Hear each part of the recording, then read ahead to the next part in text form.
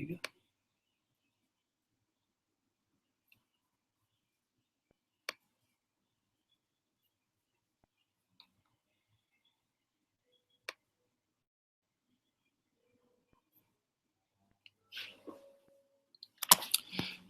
Good evening, ladies and gentlemen. Tonight we are going to be talking about obesity and weight management.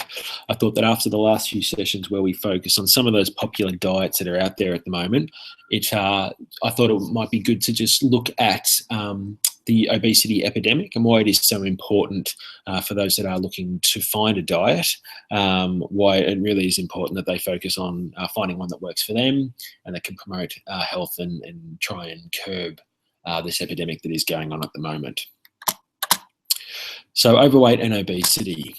So the World Health Organization defines this as an abnormal or excessive fat accumulation that presents a risk to an individual's health.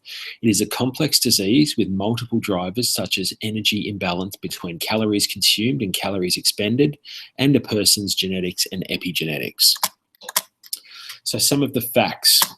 All over the world, obesity has nearly doubled since 1980.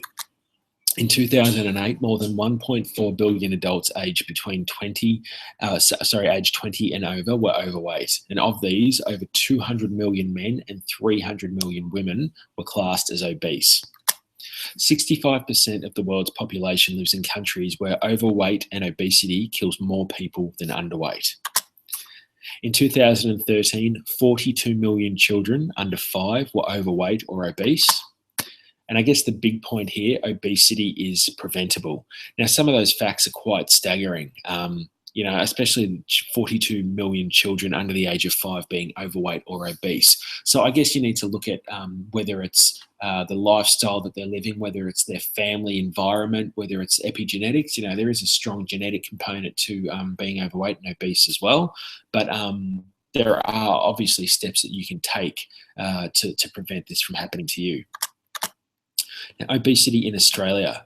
So this is just a table that demonstrates some of the facts as well. So 3 in 5 Australian adults are overweight or obese. That is over 12 million people. 1 in 4 Australian children are overweight or obese. 5% more adults are overweight or obese than they were in 1995. There's over 30% more people living in outer regional and remote areas that are obese than people living in major cities. And we are 3rd place. So overweight and obesity is only beaten by smoking and high blood pressure as a contributor to the burden of disease. So once again, some pretty alarming facts there, just looking at how many adults and children are overweight or obese, and also looking at the major cities versus regional areas, how there are more overweight and obese people in outer regional and remote areas than in major cities, which could indicate that the support or the education is not there for those people living remotely.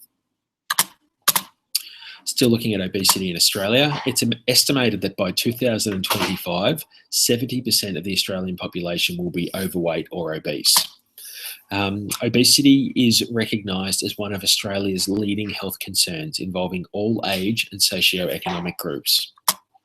Now, there's also a strong association with several chronic diseases and obesity, including type 2 diabetes, cardiovascular diseases, cancers, mental health conditions, and eating disorders.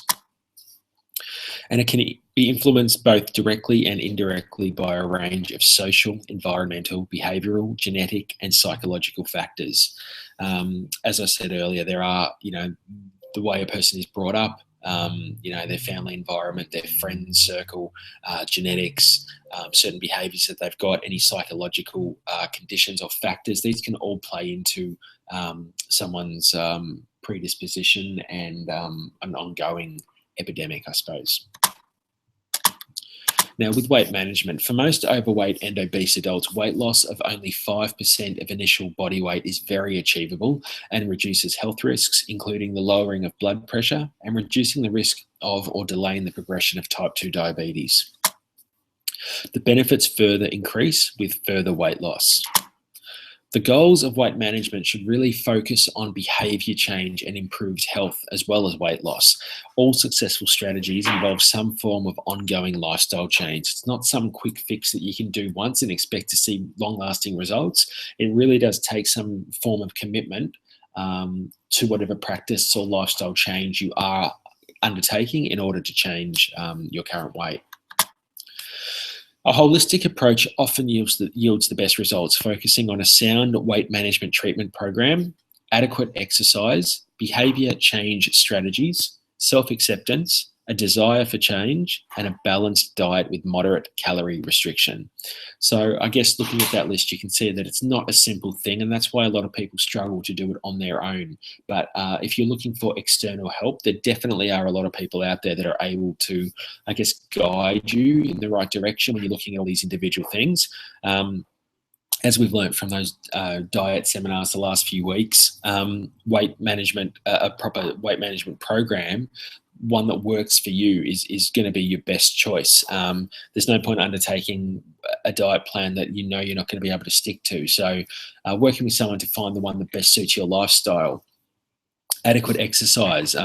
Obviously, before you start any sort of exercise program, you need to check with your doctor or your healthcare provider to make sure that you are, physically healthy and fit and are able to exercise.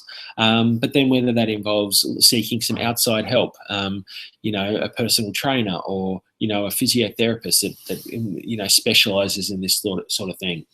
Even if you get the all clear and you are allowed to exercise, maybe just getting together with a group of friends, a walking group, or just doing exercise with friends at the gym, etc., is really going to yield some great results as well. Behavioral change strategies, that's obviously going to need some more professional help if they are quite strong behaviors that you would find hard to change yourself. Self-acceptance, that's a big one for some people, and a lot of people that are overweight or obese have a lot of self-acceptance issues. So if you're not able to deal with that on your own, then seeking external help from some sort of counsellor would be beneficial there. They would also help with that next point as well, which is a desire for change. And a balanced diet with moderate calorie restriction. So, as we said at the beginning, in that definition from the World Health Organization, it's all about calories in versus calories out. If you're consuming more calories than you're burning off, then you're going to have excess weight, and you need to be in a calorie deficit in order for you to be losing weight. So some help with guiding that is going to be beneficial as well. Some of the dietary interventions. So people often have unrealistic expectations of how much weight they can lose on a diet.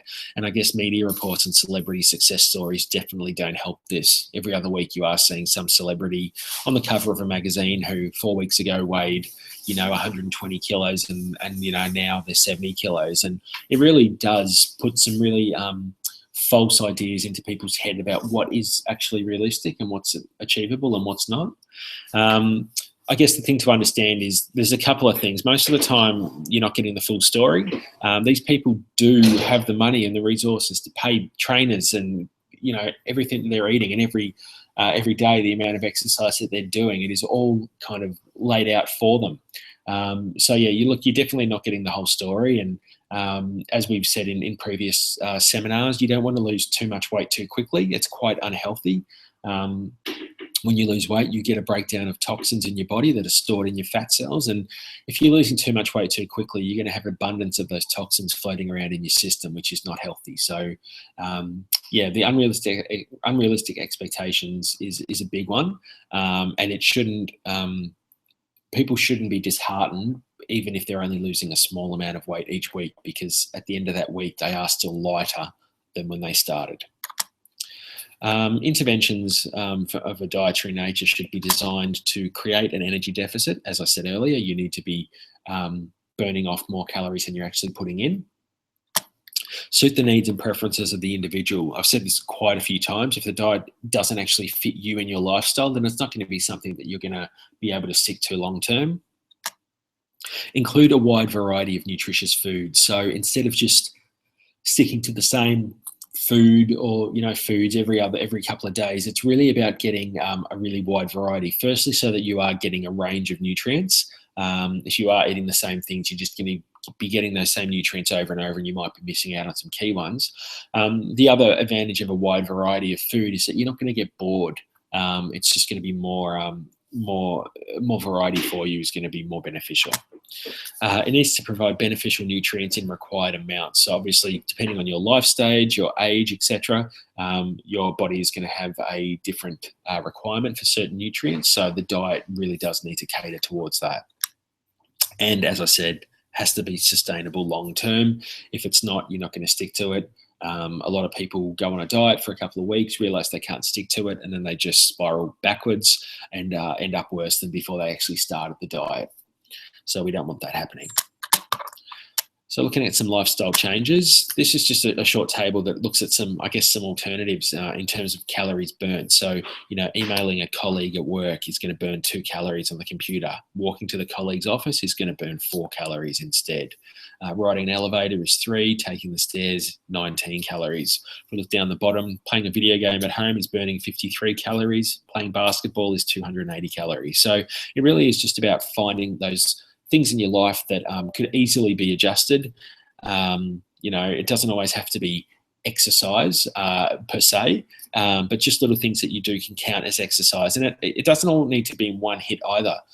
You can, do little bits throughout the day and they all add up. If you can get to about half an hour of exercise a day, you're really going to see benefits of that as well. So just to summarize what we've gone over, overweight and obesity is a rapidly growing health concern. Both of these are associated with a number of serious health conditions that can shorten the duration of one's life or require the need for medication. Some people do want to avoid medication. There are some nasty side effects on some of the medications that are involved with being overweight. So there are lifestyle changes that can be made in order to reduce the risk of needing those medications.